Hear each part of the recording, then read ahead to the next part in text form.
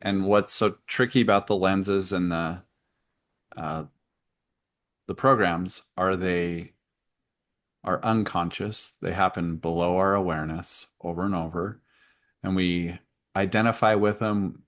We say that's just who I am. That's just how I am, and that is a victim phrase. And Yeah. so, becoming aware of the patterns is the work. It's the discovery. It's the Yes. exploration. It's the okay. My nervous system keeps doing this and I react or I respond this way. Let my let me see if I can catch myself in it and then rewire, reprogram. So now you're programming yourself. You're creating these new lenses intentionally on purpose. And it takes sifting through all of the I was seeing like a plane crash or something, and you're sifting through all the wreckage. Bubble. Yeah, and you're trying to be like, okay, this is still in me. Do I need it? No. This is still benefiting me. Okay, yes, let's keep it. So now you're becoming really, really conscious about what was before unconscious.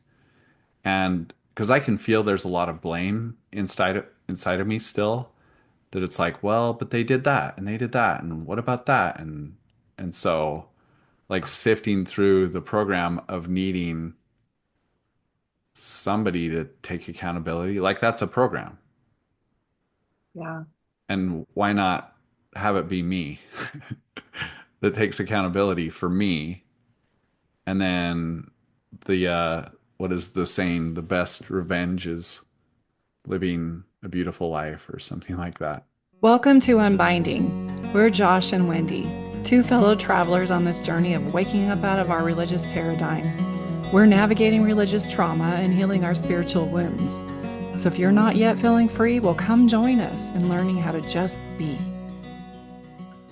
Welcome to Unbinding. This is Josh and Wendy, and we are so excited to meet with you today. We were talking earlier this before we started recording, and we love to bring up stories that come up with us in our present life. That's what I feel is unique about our podcast is that we like it to be super organic and super present with it. And so we come here to you unscripted, but really passionate about our audience and those who do not yet feel free, and just talking about the gray, messy area that we find ourselves when um, we're deconstructing from high demand religion or from exhausting relationships and toxic paradigms, and how do we um, give voice to this messy space.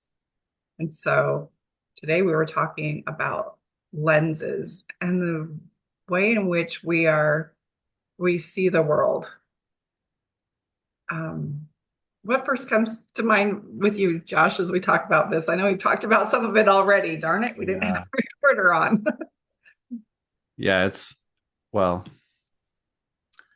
the idea that I think the phrase is you don't see the world as you are. Well, you don't see the world as it is, you see the world as you are. And that's all Yes. based on upbringing, experiences, perception, and how you're interpreting situations. And this does go back to like nervous system stuff that if you're raised in a chaotic home where the nervous system had to be on high alert, you might adopt beliefs like the world is out to get me, it's me against the world, nobody's here for me. And then that's a lens that gets formed before, often before we have words. And then we that's how we interact and move through the world is based on the lenses, and we don't even know they're lenses. We don't know we've adopted them. We don't know we've created them. We just know this is me. This is me. And we don't know that everybody is having their own their own little thing happening. I kind of explain it like when you're born, it's about the only thing you see is your mom. you maybe acquainted with your dad's voice. And maybe you can see within 3 feet of yourself. And that's your reference point. And oh, I cried and someone came. Oh, okay. Then you start learning from there and you start programming your system. But then after a while, it's like I can see the whole room and I can see mom over there doing the dishes and I can see over here. But really, all I see is what's in the room, and my mind doesn't have the capacity to know that there are other rooms in the house. And then as I grow, mom can say, oh, go grab me a diaper, and they can run to their room and they can travel through different spaces of their house.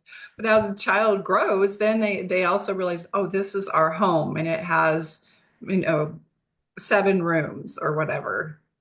And these are other people's homes. And then you start to realize this is our neighborhood. Then it's our town. Then this is our state. And there's lots of states.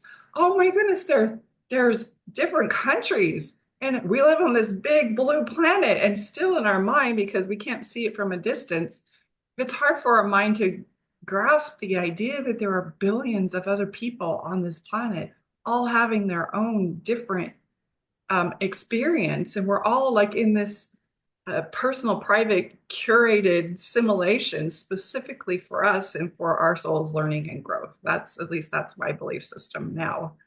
And it's kind of like with the dragonfly, they have very simple vision when they're in the water. When they come out and they break through their old exoskeleton, they have these very complex eyes. In fact, I think they're the most complex eyes of all the insects. There's 30,000 lenses on each eyeball that can see 360 all the way around. And so that's 60,000 lenses. They can see the world. So suddenly they have this capacity to be able to see things differently. And I think that lends to a parallel with my experience leaving the church, because the church and my family life too was so myopic in our ability to think that this is the way the world is and everybody thinks and feels like I do, and how underdeveloped that is, but not knowing that I'm underdeveloped. So we were talking earlier about only 0.01% of the world's population subscribes to the Church of Jesus Christ of Latter-day Saints or Mormon doctrine. And we don't know how many of them really are happy, but they claim to be the arbiters of the plan of happiness and the only authority in which that can happen, and that their covenant path is the only path to joy. And logically, that doesn't make sense, because that says that our God who created this whole entire world is having a really failed program at bringing us to a state of happiness. And so the more I thought about that, the more I'm like, oh my goodness, I'm surrounded by people who think and feel a lot like me. They dress like me, but the world is full of so much more complexity. And it's like that baby starting to realize, oh, we're not just these people. We're a little planet in a galaxy, in an entire interstellar world that we don't even know how far it extends. And maybe it's fractalized, maybe it's a hologram, and like now everything is possible. And it's hard to ground to. What are your thoughts on that? I have so much more I could go, but I want to hear what you have to say, Josh. My is going. Yeah. Well, so as we're being programmed inside a belief system, there's a lot that it seems like has been negated as far as intuition and body. And we've talked about this on other shows. And so as we're going and sitting in the pews and in the classrooms and reading, we're programming ourselves into this belief system. But it's really interesting because some people are called cafeteria Mormonism or Mormons, and meaning they pick and choose beliefs, things that resonate with them. And maybe they don't have the words that it's a resonance, but they're like, okay, I believe that, I don't believe that, I don't understand that, so I'm going to set that to the side. And then they talk about how you put it on the shelf until the shelf gets too big and the shelf crumbles, crashes to the floor, and then that's the belief system cracking open. And so those were the lenses that we were taught and programmed into. And it has everything to do with when you leave the church, all of those still exist inside of you that you now have to sift through and decide. It's like instead of being given, now you have to choose. And that can be really scary. Like that was devastating for me when I still remember this was 2018, and I was in a little condo in my bedroom in Pleasant Grove, Utah, and I crumbled to the floor, just sobbing. Like all my belief system was gone. And I didn't know what was what. Like I had to start with 2 + 2. And I was like, do I know? Do I know or do I believe that 2 + 2 = 4? And I had to, like, it was very rudimentary. Like I had to bare bones it down to everything. And it was like those lenses that I was given and taught. And you talked about certainty. There was so much certainty in the lenses that I was raised into, but also so much harm. Yeah. But I didn't know about the harm. I just thought if the system wasn't working for me, I needed to double down and do the system harder or better, or that it was me. Yeah. And so I feel like that's what's really coming through for me as we've dove into this podcast, is how much it's the opportunity to reflect on the system. Like, in what way was the system harmful that was impacting me instead of the other way around? How could what I thought was the lens that I was holding on to, that I was the problem, that if I wasn't obedient, that if I wasn't worthy, if I wasn't striving to be perfect, then it's a me thing. And so shedding that lens has been like life changing, but also so devastatingly hard, because then it's like, well, what am I going to replace that with? So what I'm like hearing you say is we're born into this program. This is the program. This is what you do. These are the rules. This is how we behave. This is who you are. And this is what's going to make you happy. And so we're busy in this program. And I'll say the LDS Church has a lot of things to keep you entertained and busy for a long time. A lot of books and a lot of history and a lot of doctrine and a lot of activities and a lot of things to explore can keep you busy for quite a while. But after a while, your soul wants growth. It's like, I'm tired of this town. I'm ready to go see what else is out there. And so when we usually do that when we start to realize I don't fit here, or I don't agree with that, or you give yourself permission to say, it's not resonating. And a lot of times, maybe unconsciously, we don't realize it's our body saying, that doesn't feel right. That doesn't feel right. That doesn't. And so at that minute, you start to give yourself permission to look in and say, oh, there's some things here that I wasn't told about this religion. There's some history here. There's some doctrines that are actually not helpful. I'm underdeveloped. And so we're looking for another program that we can map onto, and that will tell us what it is, who we are, what we're supposed to do, how to make us happy. But it reminds me, just last night, this is a great example. I went to ecstatic dance. Have you ever done ecstatic dance? No. It is like one of my top modalities, the dancing piece, because I danced even when I was smaller. When I wanted to soothe myself, I would just turn on the music and dance and sway. And it's almost like my body is expressing it rather than my brain. And so it's like my body is experiencing emotion because I've been severed from my emotions. So I get to let my body be in control. So I go into ecstatic dance and they turn on the music, and it's so weird the first couple of times because, well, the guy who was facilitating, he said, I just want you to wiggle and be as weird as you can and just not worry about anybody else. He turns on the music and it's like you can't. No, your brain maps on to what everybody else is doing. Like, how weird can I be? Can I Mm, be weird like her? Can I be weird like her? Can I be, how weird do I be? And how do I do it with the music? And you're looking for the pattern so that you can fit in. You're looking for the pattern so that you belong. You're looking for the pattern so you connect. But with ecstatic dance, you're looking around and everybody's doing something weird and different. And it almost like says, that's not the program. What am I supposed to do? Because everybody's doing their own thing. And it pulls you into yourself and says, what do you want? What do you want to do?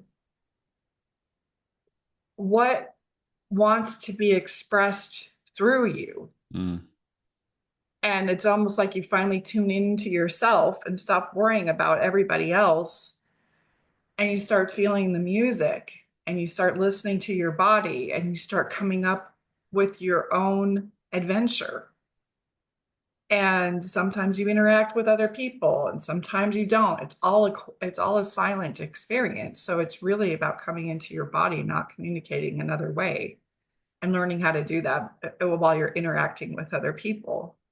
And to me, it's the same as when we deconstruct from the religion. It's like, we're done with that scenario. We're done with that simulation. You outgrew it. You learned everything in it. And it's like there's this weird space in between to where, like, well, so what am I supposed to do next?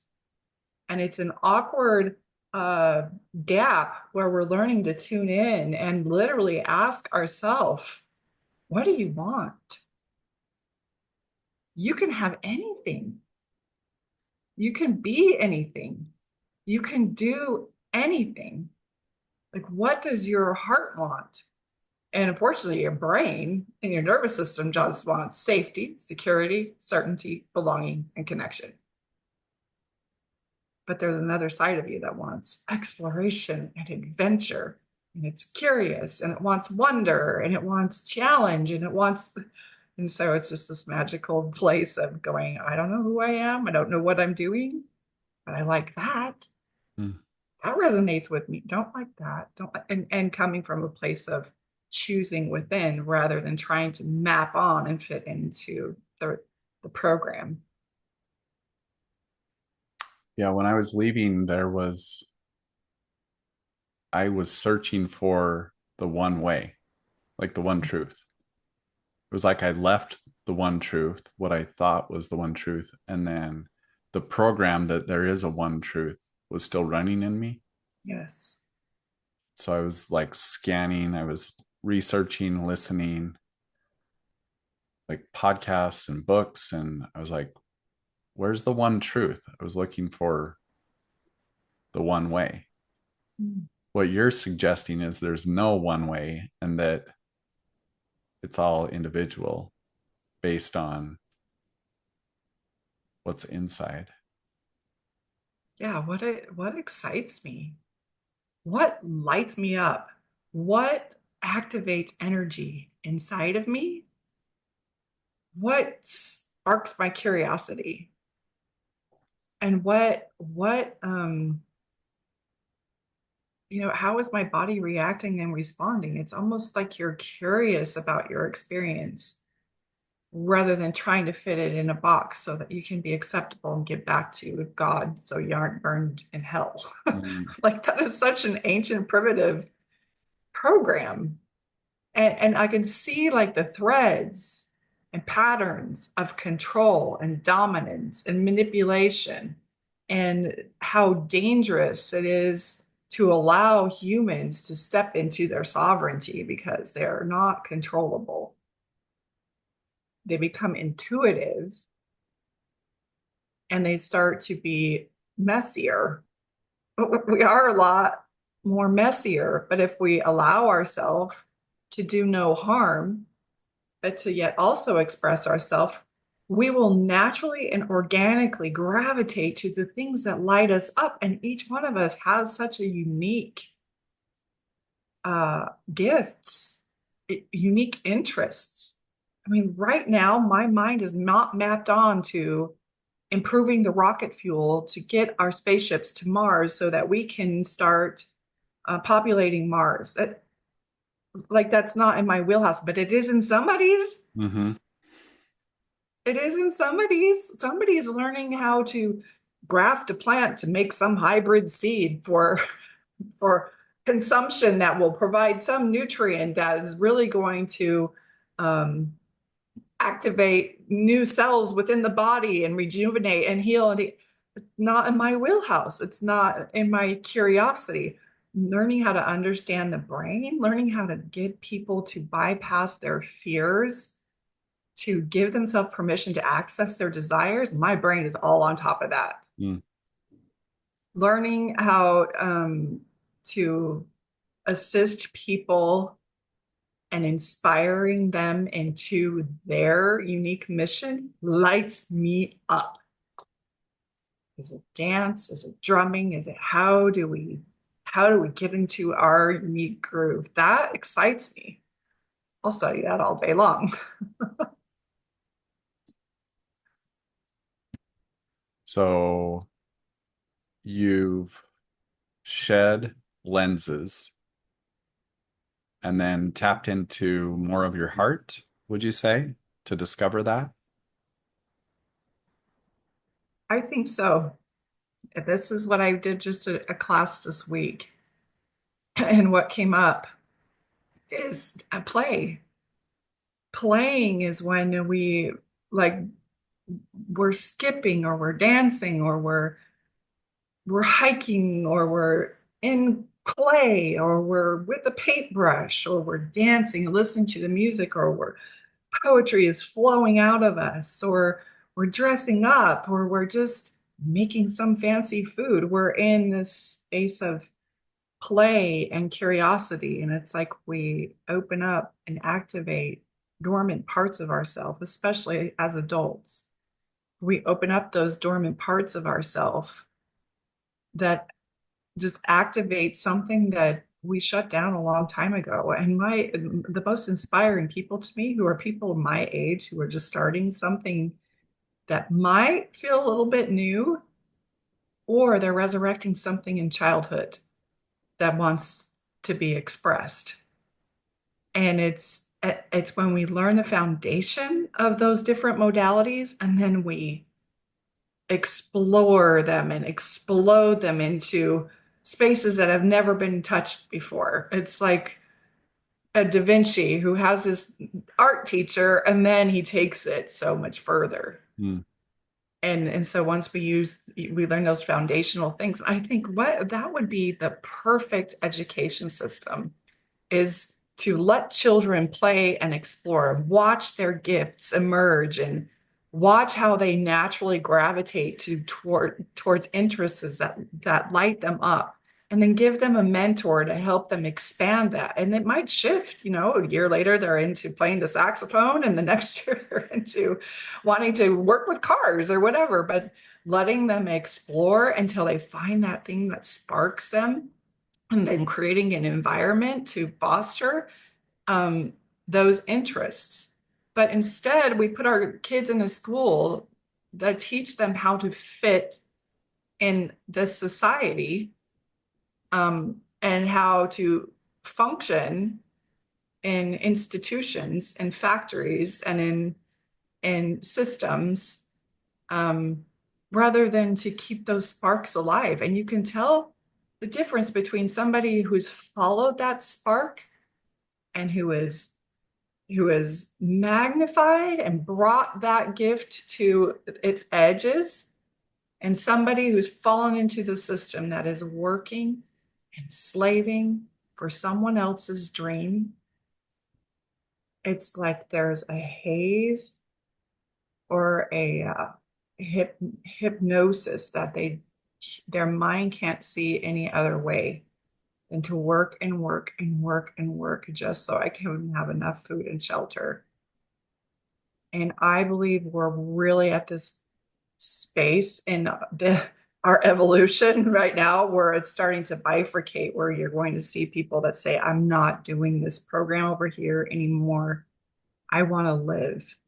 That's what we're seeing on YouTube and TikTok. And we're seeing like this whole revolutionary renaissance of people who are becoming more creative than they've ever been before. And also seeing a group of people who are exhausted and they are products of their own conveyor belt education. And they have been completely absorbed into the system. And I have no idea how I just got to this conversation from looking through the lenses, but there No, she goes. yeah, no, it's all related. Uh, I was thinking about there's a Stanford research where she took two, I'm trying to remember, like the green smoothies, like the shakes that are good for you. And I'm trying to remember the details, but she had two groups. Um, and she told one of them the shakes were really healthy, and she told one group that it was unhealthy. And based on the belief that was installed to the group, based on the information they were given, the um, the group that was told it was healthy, their hormones, like the chemicals inside their body, responded based on that information, and the body took it in a way that it was healthy. And then so they studied it like the blood sugar and I don't know all the things they studied, but it was like in the studied the blood of both groups. And then the group that was told it was unhealthy, same thing, like certain things flipped on and off. And so that was basically they were given a lens on how to receive or drink the drink. Based on that information, the body responded. And so what you're, well, and then the other thing that I was thinking as you were sharing all that was this idea of learned helplessness, where there's a, I don't know, in India or something, it's a metaphor, a story of how they train baby elephants is Yeah. they'll use a rope when they're too small, they're not strong enough to pull whatever the rope's anchored to. And then over time, the elephant, when it's massive and full size, could easily just uproot the stake or the tree or whatever the rope was tied to. But because they were trained at such a young age that when they weren't strong enough, they learned that that's their capacity, that's how they have to live. And so if those are lenses as well. And so what you're talking about is if a child is raised in a environment where they're taught that they can go to Mars, that anything's possible, their brain is now wired to think that way, to think about what is possible versus the learned helplessness that I have to stay small, that I have to do the 9 to 5 and it's drudgery and dreary and mundane and it's repetitive and it's easy to fall into depression when that is your existence, where the Yeah. other way is full of expansion and expression and creativity. Well, and I feel my experience in church kind of was that being raised in the Mormon religion. I feel like I was tightly encapsulated into a program that was extraordinarily limiting for me, but it also denied me. Let me try and rephrase that so I don't feel so much like a victim. But the environment, when I left, I found myself very underdeveloped in relationship, seriously underdeveloped in knowing my own body and knowing, being able to trust my own desires and my own passions. really unfamiliar with the fact that people don't think like I do, and that there's so many varieties of cultures and ways of being in the world. I felt, and I left when I was 45 years old. And so being able to cope with these feelings of being so underdeveloped when I was in the church, I felt like I'd figured it out because I was maxing out that program. Mm, I had read the scriptures over and over again. I knew the words of the prophet. I was going to church every day. I was hitting the temple once a week. I was doing like all the things that were provided in the system. So I felt in my mind that I was at max capacity. I'm pretty damn smart and I know the gospel and I can tell you which scripture goes along with whatever we're talking about. And so I felt so confident, not realizing that my confidence was in what I knew.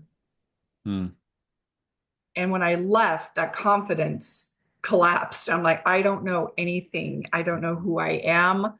I like I must sound like an idiot to other people because I'm so cult ingrained and I'm mm, using this strange uh language that I was taught, like thee, thou, and the Lord, and promptings and worthiness, and just weird words that I didn't realize were just really indicative of that culture.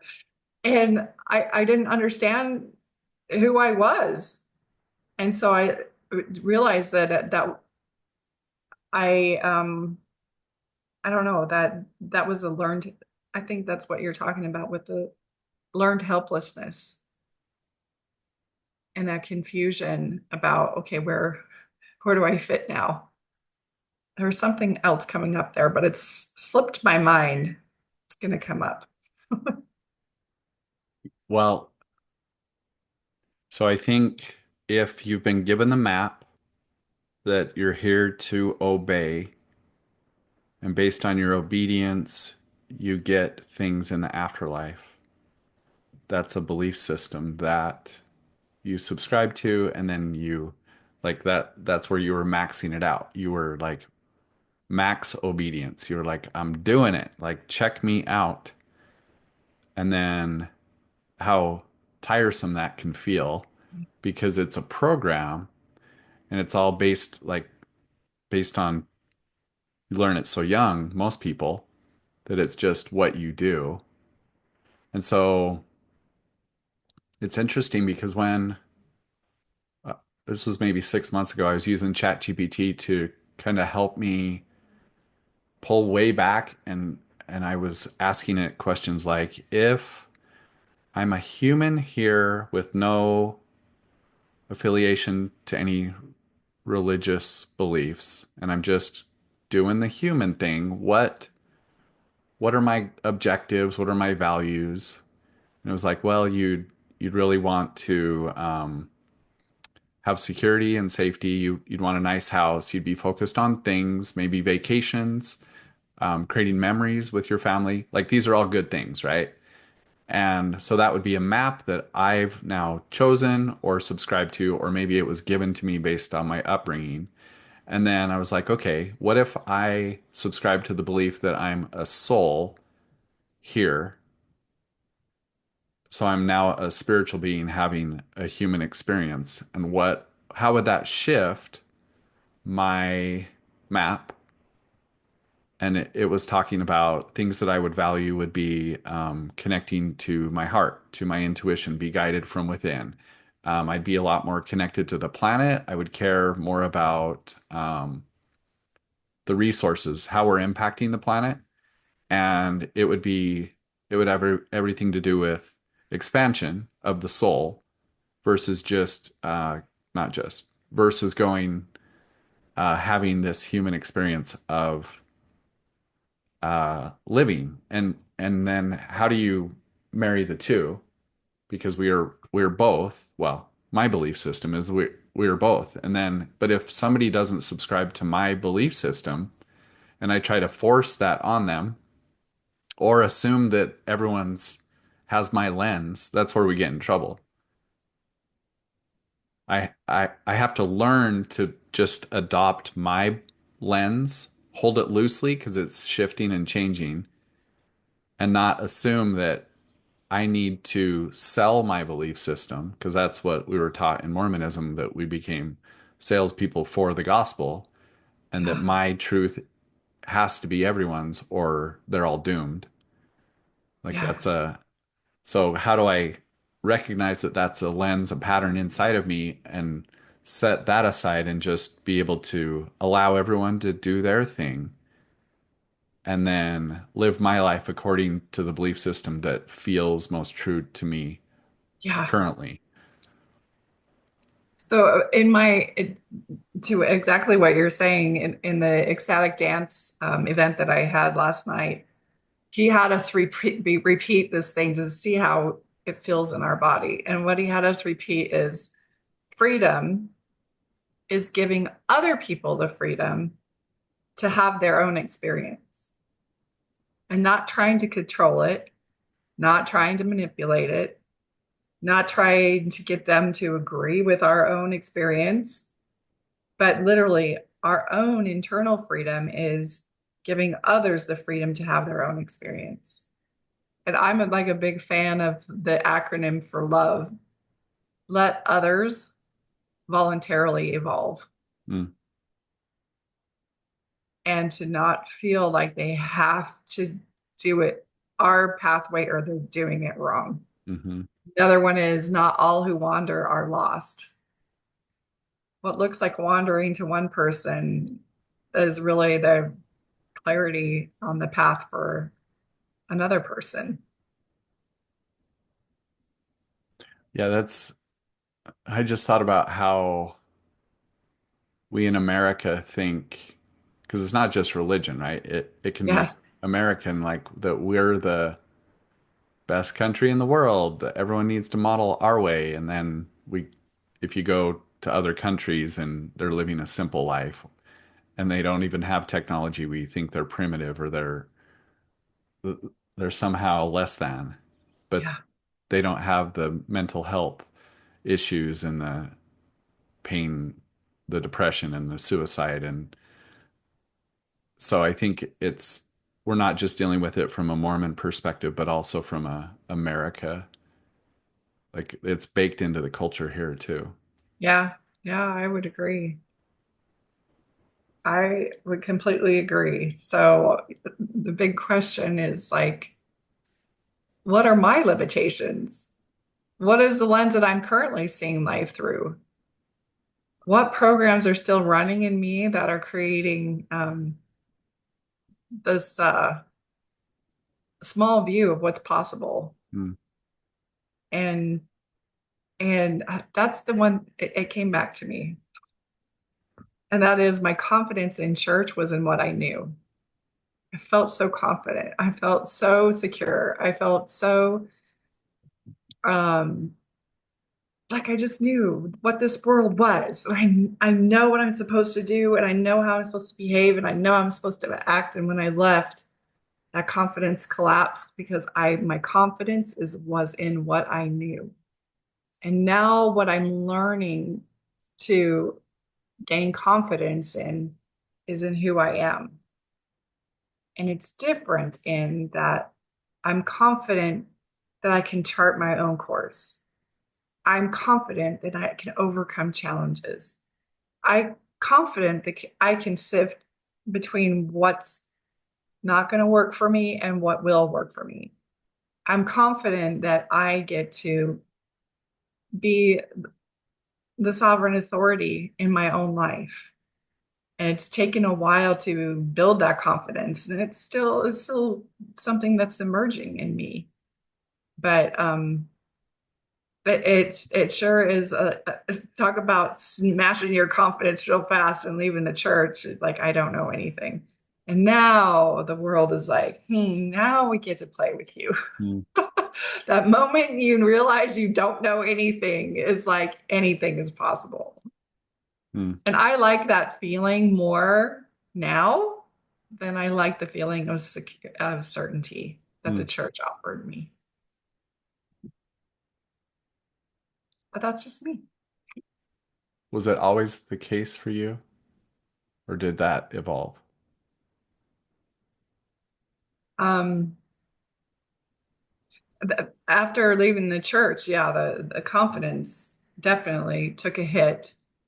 And it is, no, the first couple of years, I was still trying to get people to understand me. I was still trying to be, you know, uh, I still wanted people's approval. I still wanted, um, like, I wanted to be doing the right thing. Is this the right thing? Is this what Mm. God wants me to do? Is this what it's for sure? That is not something that, oh, I've left the church. So, boom, now I have all this confidence to lead my own life. It does not happen like that at all.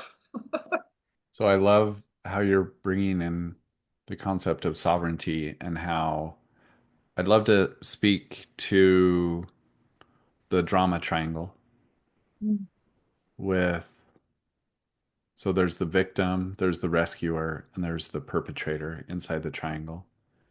And if you don't know that's happening, it's like a psychological framework that someone came up with that plays out in our relationships. It can play out um, in ourselves. Like we can be all three. We Yeah, can take all three positions. But thinking about, so inside the church, we were broken, so we were the victims. We needed saving, and so Jesus was the savior, the rescuer, and then Satan was the perpetrator. perpetrator. Yeah.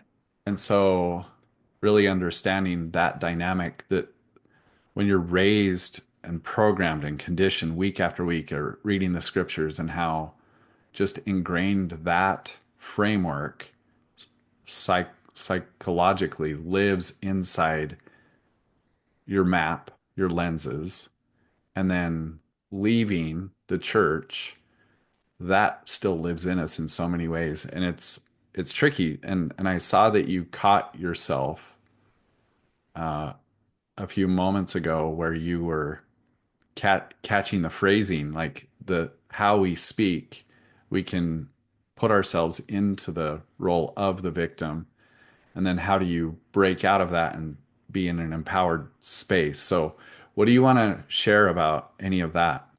I think that triangle was reinforced over and over and over again. I call it the Nephi complex Mm, because, like, in all the stories that we were taught, the tree of life, where the ones who follow the straight and narrow, and in my mind, I'm like, that's me. I'm going to be that person.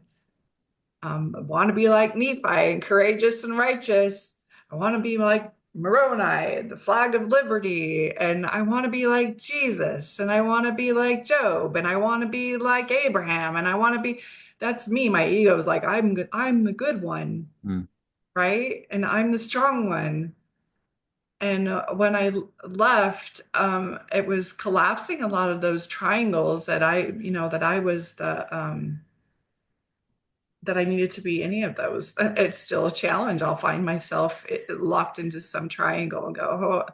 Usually for me, I'll take the role of the savior complex. mhm. I'll take the role of the rescuer. I've got to save the world. Yeah. Everybody's a victim, and the meanies are going to get us. And a lot. So and that's kind of the life coach archetype inside of me. But it's taken a while to get rid of being a victim to programming of the church, as if somebody intentionally said, "Ooh, put her in this nasty program and it will take away her identity and it'll rob her, or she'll self-abandon." And it, like, that was not ever just really doesn't work to be that in that victim space. I mean, it's one thing to observe how it impacted you, and then it's another one to play the victim and spin around that cycle of woundedness for forever. But the role that I don't like to play is the perpetrator, Mhm. like the one that I'm hurting other people. But it's almost that one. I don't know if we talked about this last time, that puts me in that position of, it's called PITS, PITS, perpetrator induced trauma and stress. Mm. where I realized, God, as a mom, I really set my kids up to fail. I didn't mean to. As an LDS woman, man, I shamed and guilted so many people. Um, but it's how I learned about that triangle, how to get out of it was one, observing it, seeing the role that you're playing, and then just simply choosing out. And what am I getting out of being such a victim? What am I getting out of being such a rescuer? What am I doing by denying the idea that I could possibly be the perpetrator too? Mm-hmm. And it gives you a fun way to look at your own cosmology, your own psychology, and just kind of go, look at how cute I am. Look at who I think I am. And if I'm none of these things, um, what's my purpose? Like letting that drama triangle be the fuel that causes you to operate in an unconscious way, I think it really limits us. Once we see it and we can break away from it, then we get to create something new. That's one thing that I tell my clients. I mean, the minute you no longer need to make the church responsible for what happened to you, that happens when what you're creating in your new world is more exciting than making them responsible for you. Like that is the threshold when you're actually free. And that's what our podcast is about. So here's the secret sauce. Getting there is another story. But that minute that the world that you're creating is so much more exciting than making the church responsible for what happened to you, it means you've literally transcended a timeline. You've completed the lesson. And now you're into a whole nother journey. And you don't have to play in those drama triangles anymore. You just get to be a creator, observer.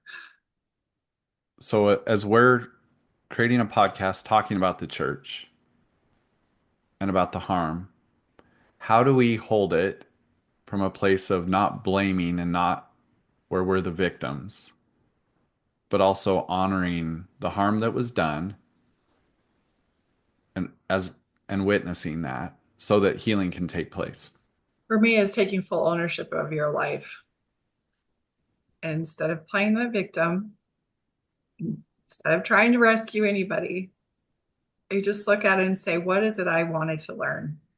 At a deeper soul level, if I were the one that put my little self in this situation, what is the deepest lessons that I wanted to learn from that? And then suddenly you see the church as a teacher. You see the church as an arena. You see the church as a program. You see your experience in the church as a platform, a landscape, in order for your soul to learn what resonates with you and what doesn't. And it's just one way to learn that. It's one way to learn that. And once I can step away from it and look at it and say, oh, it's just a program. Now I see people in a suit and a tie and they're going into the church buildings. Now that that's no longer part of my life, I almost see it as like a cosplay convention. They're dressing up and they're playing that game because their soul wants to learn something. And that to me feels like more removed so that I can focus on what it is I do want to create and what does interest me now. It just like that's like playing, like I don't want to play Mario Kart anymore. I saved the princess.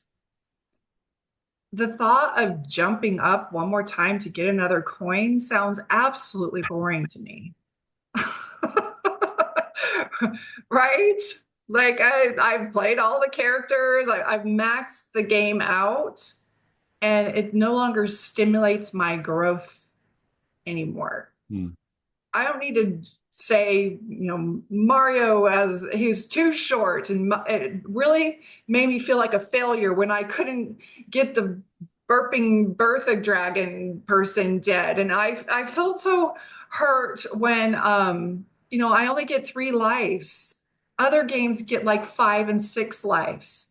And so I felt so jaded, so just so frustrated with it. But we'll stay in the stories, especially as ex-Mormons, we stay in this ex-Mormon world. Like, well, I had to wear this stupid cap, and it brought me so much, I was so humiliated. I'm trying to look all stellar for my wife, and she looks over and sees me in a baker hat, and that really hurt my feelings. And I know it goes deeper than that. And I don't mean to make too much light over some feelings that they do feel raw and they do feel really fleshy, especially when you're first coming out and you're learning about it. There is a feeling of, oh, I wish that didn't happen. And who would I have been if that didn't happen? There's a lot of that going on. So I don't mean to make light of it, but I do realize that 10 years down the road, you'll be able to look at it and go, what a silly game I was playing. It's so it's so funny to wear special underwear because I was afraid that Saint was going to get to me, and I felt like the only one that could provide me the authoritative underwear was the church, and I had to go to a building to get. It just feels like a game. It's boring. But let other people play it if it's interesting them and it's fascinating them and they're learning and they're growing in it. Who am I to say that you shouldn't be over there? It's going to destroy your life. They'll figure it out. Yeah. I was thinking about in the movie Matrix where they were learning kung fu. They run the program and then it creates the setting, where in Japan or whatever with the room. And Yeah. then they have the kung fu suits on and they're running the program so that they can learn the skills. And you wouldn't be upset at the program that you're learning kung fu inside the program because that's actually what you want. You created the program so you could learn the thing. And Yeah. so to be like the program's making me learn kung fu, from the victim mentality. Now the program is the perpetrator. Somebody else has to rescue you. So, yeah, and then there's the other piece where there's harm done and there was wounding that took place. And so honoring when you're victimized as well, like that feels as I learned about the drama triangle and I was like, oh, I can never be in the victim role. I can never, never, never. And that actually negated my healing because I couldn't honor the harm that was done. Like Yeah. there was no space for sadness because it felt like sadness equaled victim. And so then I Yes. was like, oh, I can never do that. And so it was suppressing part of my human experience to just give voice and to name the wounding that I was experiencing. And so I think that all comes to how we phrase it, how we hold it. It's like an energetic framing of ownership. Hmm. And that feels really tricky inside of me still that I'll It, slip into it and I'll be like, ah, no, pull myself back out. And then I was like, am I doing it? And it's so what would you suggest like to your clients or to the viewers that really want to own to name that there was harm done and then how to feel into those things without disempowering yourself. um, for me, it's staying in a place of I'm growing. Mm, And you look back into that, and you do get to look back and see how different patterns impacted you, learning how you self-abandon. We can't do that if we're like, oh, it's just a dumb game. I'm out of here. You are missing the lessons. mm, But to stay in that place of victim, if you can consciously go into the space of victim, the lessons are all over the place. But then you can take yourself out and go, it's just a game, it was just a program, and now something else is coming up for my learning and my lesson. learn the skills to observe it, reframe it, and move on. Notice when you're swirling and rewounding yourself. Mm, Notice your energy and your vibration and your the dialogue in your brain. If it's constantly that damn church, if it's always in that space, then you're always playing the victim. You are the one that's keeping yourself limited. mm, You are the one stifling your growth. It's not the church anymore. It's you. And so you can't say what happened to you doesn't matter. It's how did what happened to me impact me? And that's what I think it's Gabor Mate that says, trauma is not what happened to you. Trauma is how what happened to you is creating the landscape of your mind. mm, So the exploration to ease the trauma is to observe that and say, well, if I didn't believe that thing, what else is possible? And it's becoming conscious and introspective about how it impacted you, reframe it, and move on. Another thing bubbles up to the surface. This is the remnant of a church again. And it's almost as if we finish and complete this cycle that we'll call the game of church, and we're tired of it. But you know what? Our body has learned to be hunched over. Our eyes are used to mapping onto a screen, and our thumbs have got the pattern of jumping over mushrooms and dodging um, dragons and whatever. And beep, beep, beep. We know how to use the paddle. And it's almost like all of that, there has to be a cleaning or a cleansing out of that and a repatterning on to the new game. mm, We can't just jump from Mario Brothers into Halo when it could be a whole new console, could be a whole new program, mm, whole new motive. It's a whole different system. And so it's almost like we reworking those old patterns and onboarding new, more refined technology to play something that's more intense. And like Halo is old. It's just the only thing. I don't play video games.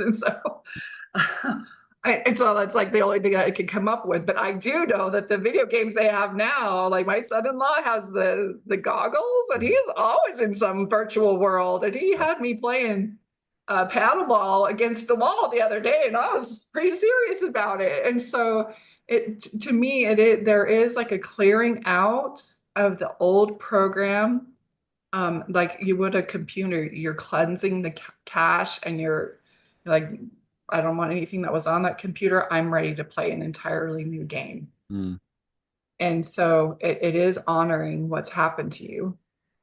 And that's how you do it. Oh, okay. Well, believing this has caused me limitation here. Looking at it, observing it, reframing it, and then showing gratitude to it, or I know this word is triggering, forgiveness, mm, forgiving it.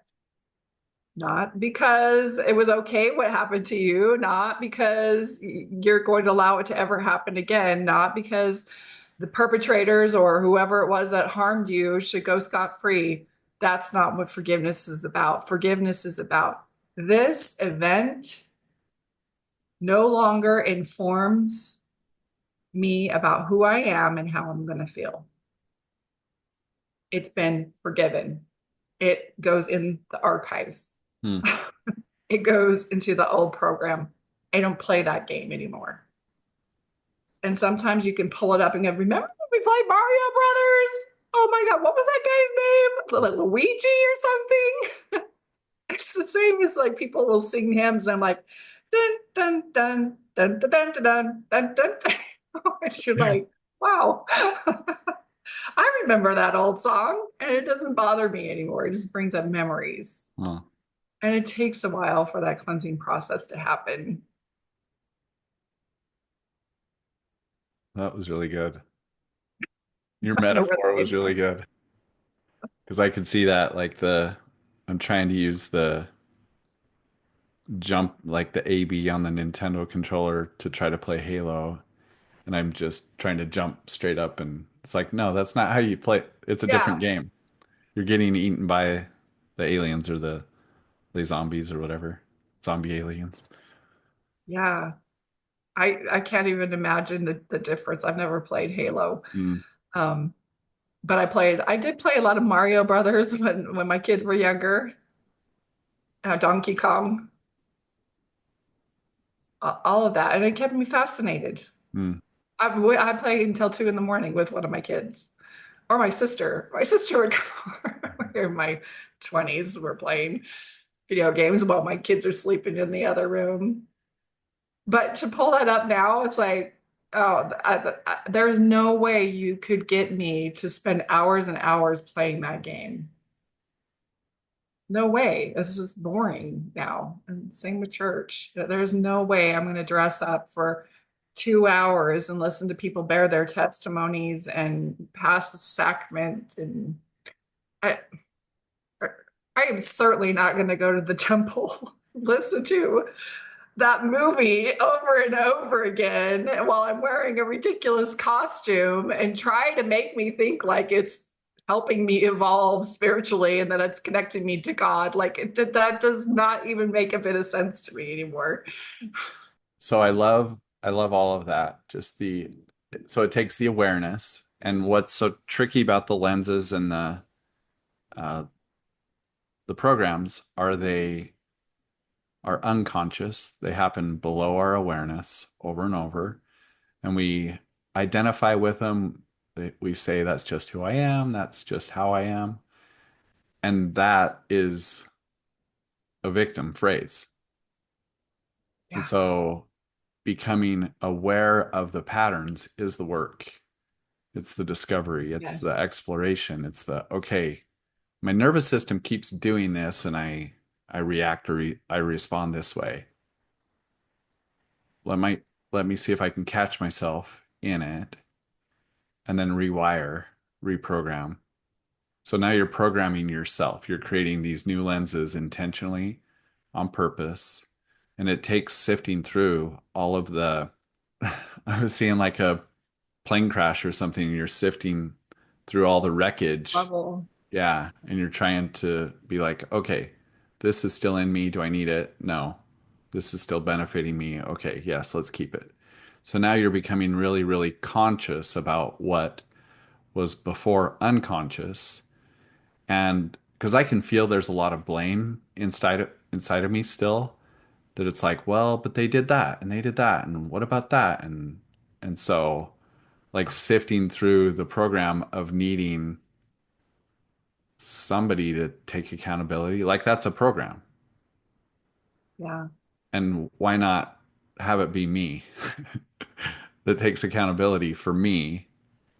And then what is the saying? The best revenge is living a beautiful life or something like that. Yeah. Well, and it's also about not needing an apology or giving yourself closure from something that you know you're never going to get Mm, an apology for. hmm And that accesses your inner strength. But and I like your example of an airplane crash. I usually use the example of like the Twin Towers because that's still really vivid in my mind. It was such an epic, traumatic time for me to watch that on the news and everything that just happened in my mind with that. Maybe something that we collectively all remember. But I remember exactly what I was doing. I remember the time I turned on the TV. I remember the feelings that I was having. But when those twin towers came down, whether or not they were terrorists, whether or not it was an inside job with some of the conspiracy theories, what happened is the towers fell. mm, And I think about the chairs and the computers and the desks. I think about the bathrooms and the rolls of toilet paper and everything that must have been in those giant buildings collapsing and the rubble that must have been there and the time and the effort and the resources and the people that it took to clear that rubble out. So I went with my daughter to New York in 2015. And by this time, they had cleared it out. And now they have this beautiful reflecting pool that's there. And so what you see when you look in the pool is you. Mm. You get to see you as part of that collective experience that we had together as we watched, witnessed those towers. So everyone looks in there and they see themselves. And that to me is it's symbolic of my experience with the church. You have these massive structures that were built in my mind. And I go to those buildings daily. This is where I work. This is where I live. And to see it gone and collapsed and the effort that it takes to clear it out. It is a skill set to observe, how am I feeling today? What's coming up for me? Even just this morning, one of the people that I absolutely admire, he's now entering into a polygamous relationship. And I'm like, you're just like Joseph Smith, and you da, da, da, and I can't believe men, and da, da, da, and I have to just step back and go, okay, there's obviously still some anger coming up for me. Mm. I need to look at this and what lens that I'm using, where am I positioning myself in the drama triangle, what else is possible, what else, Mm. and how upset do I need to be about this, and how is it really impacting my life? Or am I just really triggered about some things that have happened in my past? Mm. And so it's just like, oh, yeah, we found a little pocket of rubble over here. Get that backhoe, get it in there, haul it out, and create something different and beautiful. And again, that freedom is giving other people the freedom to have their own experience and giving myself permission to have my own experience. Mm. Yeah. I I've watched a lot of Joe Dispenza's stuff. I went to his retreat in Vegas in 2018 when I was still Mormon. It was very interesting. So he uses meditation and science, like the science of meditation and how it impacts the body. He does lots of studies on the energy in the room during meditation. And so as I was Mormon going to that, he would talk about like the energy field around us and that there's like a trying to remember all the words, a field that we can connect to. And I had to filter his words through Mormonism. And I was like, oh, he's talking about the light of Christ. Got it. Okay, that's Jesus. And so it was like filtered science into the Mormon lens. But the reason I bring all that up, he talks about in meditation getting to a place where you're nowhere, you're no thing, a Nobody. one, like you're shedding the identity, shedding all the lenses and just becoming awareness or pure consciousness, and then creating the version of you in that place, and then coming back from meditation, and you have to hold that. You become so conscious of your thoughts, like you're saying, like the triggers. You're like, okay, because it happens so fast and it happens so Yeah. unconscious that you have to catch it and reframe it and catch it and reframe it. And that's like self leadership to this next level of, and it can be exhausting. It because those old patterns keep showing up and they're like, remember, you want to feel guilty, and the addiction to guilt or addiction to shame or the addiction to being right or whatever it is, and that live in the body, and the body's craving all that. And so we have to become so attuned to our own body and the physiology and the happenings, and it's a challenge when you're worried about paychecks and kids and, you know, school lunch and school buses and whatever it is, to be so present with what's happening inside Mhm. with the desire to create the version of you that is empowered and so in love with life and the creator, like shedding. sifting, pulling away all of those old patterns and really holding the frequency of the version of you that you want. Well, and I think those modalities like the breath work is an opportunity to, pull it all up. The ecstatic dance for me last night was huge. I saw myself dancing as just a little girl, and the thoughts going through my mind of, my mom telling me, "Don't be too suggestive, Wendy," Mm-hmm. and me thinking as I'm dancing in front of other people, "Am I too suggestive?" And then noticing how hyper vigilant I am about making everybody else comfortable, and just sitting with it for a while, and then just dancing with it for a while, and just seeing how is this working for me? So being so hyper responsible for everybody else's experience with me, and just contemplating, meditating, observing, and taking time out of your life to do it. Because yeah, you do have this going on, and you got to start a business. You do need to take care of the kids, and you do have this demand and that demand. But I don't think there's anything more effective than taking those few minutes a day to meditate, to drum it out, to be with other people who see the importance of processing and becoming present and allowing ourselves to be messy humans. And so it is a process and it's work. It is work. Mm-hmm. And it's gorgeous work to me. Mm. It's all beautiful and messy and wild and amazing. So to finish up, is there a practice or a invitation, maybe a technique or some form of something someone can take from that episode that will will help them to become more conscious of what they were less aware of? Like what's that for you? Becoming more conscious. Well, you're going to hear it from what I identify myself as, the question queen, the queen of inquiry. And that is just keep asking yourself questions instead of telling yourself who you are, instead of becoming so unconscious about the dialogue that you have going on with yourself. Ask the questions. How am I feeling right now? What is coming up for me?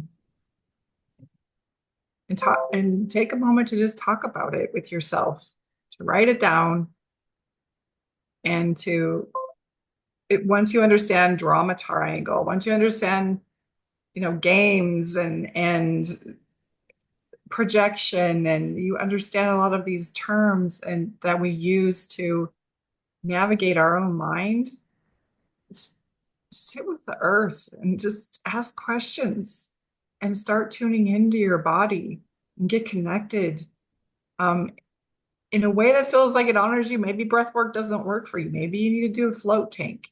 Maybe you need some mushrooms. Mushrooms, I can see, could become a crutch, because it's your daily practice and I love Joe Dispenza's. In fact, that's my mantra. I am no one. I Mm. am nothing. I am nobody. And just releasing myself from all the labels and the expectations and becoming present is a practice. And to give yourself so much grace and compassion as you're learning how to be your own human and witness your programs. So I guess that's what I have to say about that today. It's good stuff. Yeah, I think my invitation is to become aware of the language that you use. And Mm. I had a friend that we would do Marco Polos, and I would hear her victim language, and I was like, I bet I have those too. And she's like, I have to go to work, and it's just this, it's very, it can be sneaky. And so just really exploring and noticing the phrases that I use or you use to really disempower.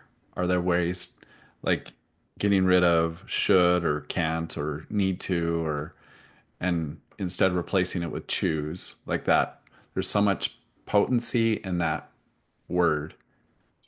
I choose to do this. I'm choosing to be here. I'm choosing to do this work. Whatever it is, like that word is so it flips you from the victim to empowered. Yeah, and the word get to too. I get to go to work today. Mm-hmm. I get to go to the gym. Yep. So I think that's important. Words are codes, right? Yeah. Words are codes. Codes that we use to program ourselves. Okay. Well, thank you everyone for joining us. Hopefully you've gotten something beneficial out of this that you can take with you. We'd love to hear in the comments if you want to share any insights, any learnings, anything that was beneficial, and then anything that you'd like us to talk about. We'd love to hear your suggestions, specific things that are struggles for you that you're dealing with, you're trying to figure out how to navigate. We'd love to bring those into conversation too. Yes. Thank you for listening in. We hope there were takeaways that help you begin to unbind the deep programming that no longer serves you and remember more of who you truly are. If you'd like to connect more deeply, come join us on Facebook on our page called Unbinding. It's a space for real conversation, reflection, and community. And if this episode resonated, please share it with someone who might need it. Like, subscribe, and comment below. We'd love to hear what's moving for you. Until next time, take care of your heart and keep unbinding.